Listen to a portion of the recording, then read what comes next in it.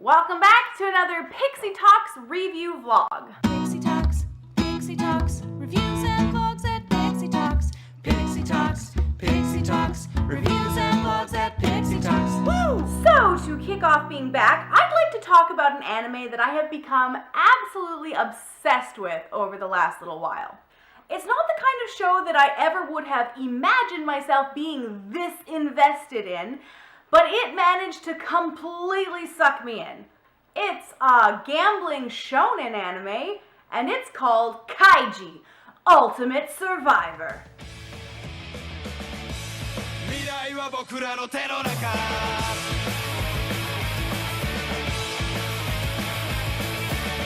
Dareka no ruru wa iranai. Dareka no morau wa iranai. Kako mo hiku mo iranai.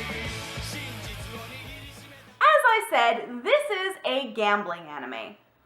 Now, I've never been super interested in this genre, which is usually characterized by this hyper-masculine rich guy fantasy. And at first glance, it even kind of seems like Kaiji would fit that bill. It's a shonen show with a very distinctive masculine art style that really honestly did nothing to draw me in. But upon closer inspection, it's actually the exact opposite of what I would have expected the genre to be in a lot of ways. The show revolves around titular character Kaiji, who is down on his luck without two pennies to rub together.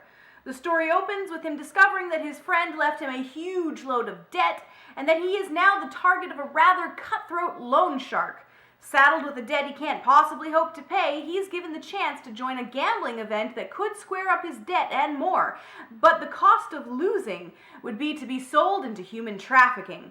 We start the show's first arc with him rather literally betting with his life, and it only gets more intense from there. Throughout the course of the show, we see him involved in increasingly higher stakes, including but not limited to betting with actual life and limb. Now, the first way that this differs rather drastically from my expectations of the genre is the intense focus on the class divide between Kaiji and the people that he's typically betting against. Kaiji is dirt poor, and he's being pushed into gambling events by incredibly rich sadists who know that he has absolutely no choice but to play. When I think of gambling stories, I tend to think of characters that exemplify the fantasy of being ultra-rich. Of men in fine suits and women in sparkly dresses.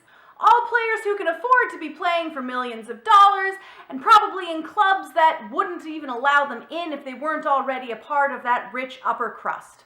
Gambling narratives usually rely on this rich dream fantasy. Monsieur? 300 grand. Bet 300,000. Call. And call. Not Kaiji. Kaiji is intrinsically about poverty and the ways that the rich can oppress the poor. Kaiji is so down on his luck that he feels like he has absolutely no alternative but to gamble for that last-ditch shot at what could save him from the crushing pit of debt that he's fallen into.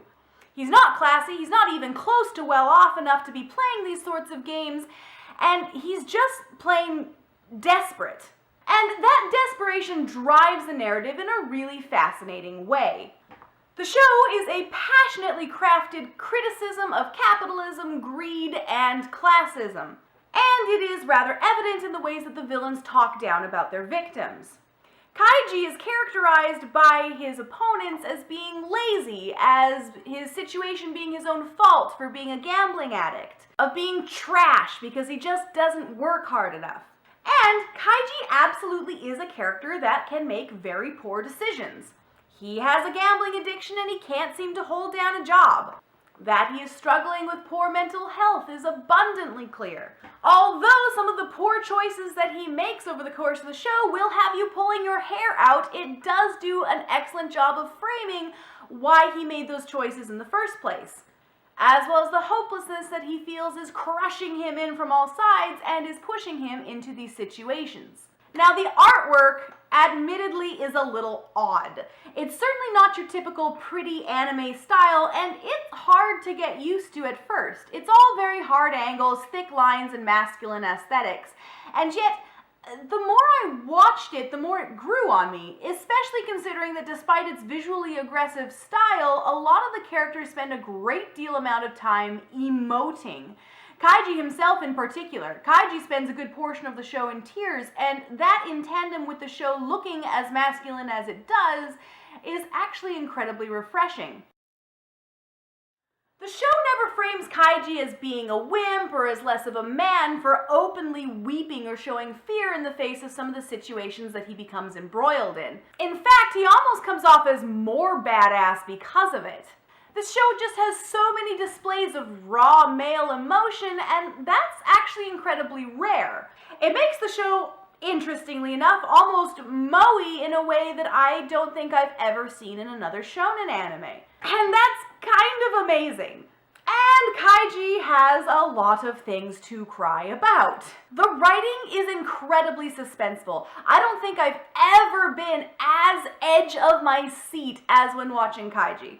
It's one of those shows that can draw out a single game for around 10 episodes, but it rarely feels like it's padding time because there's just so much complexity actually going on in the game theory here.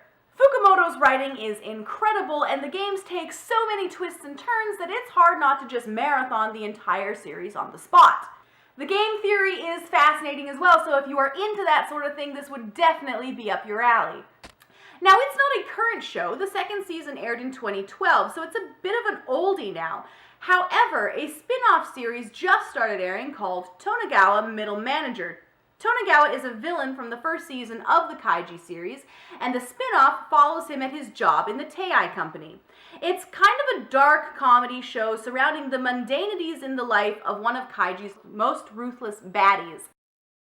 Now, I do think that Tonegawa could benefit from committing a little bit more to the darkness of its titular character in the company he works for. It tends to skirt around some of the atrocities committed by Tonegawa in the Kaiji series to its detriment. But for what it is, it's quite cute, and I am really enjoying it so far. Now, the manga is still ongoing, and it only gets more intense past the stuff in the series. In fact, the arcs that follow introduce the best, most complex villain in the franchise so far, Kazuya. Kazuya is fascinating. All of the other villains in the Kaiji series fill their roles in the narrative very well, but don't really tend to go past those roles into being complex and fully fleshed out characters in their own right. Which works fine for the story that's being told, but Kazuya takes the narrative a step further. And he is actually quite compelling on his own. I highly recommend reading the manga because of him. You are grossly missing out without him. The manga's art style takes even more getting used to than the anime, but I find it rather charming. It's got this simple aesthetic to it while being extremely expressive. Now that I've engaged with it more, I really appreciate that Fukumoto doesn't bother trying to make all his characters pretty or aesthetically appealing in the traditional sense, because he instead manages to play a lot more with the diversity in physical features and a range of emotion that I've rarely seen from other mangakas. Seriously, this is one of the best anime/mangas that I've ever watched, and I cannot recommend it enough. It's gripping, it's thoughtful, it's an incredible character study, and it's just all around one of the best social commentaries out there. Please give it a watch. It's on Crunchyroll, and it will make for a hell of a marathon. You can even make a drinking game out of it. Take a shot every time Kaiji cries. Don't do this. You will die.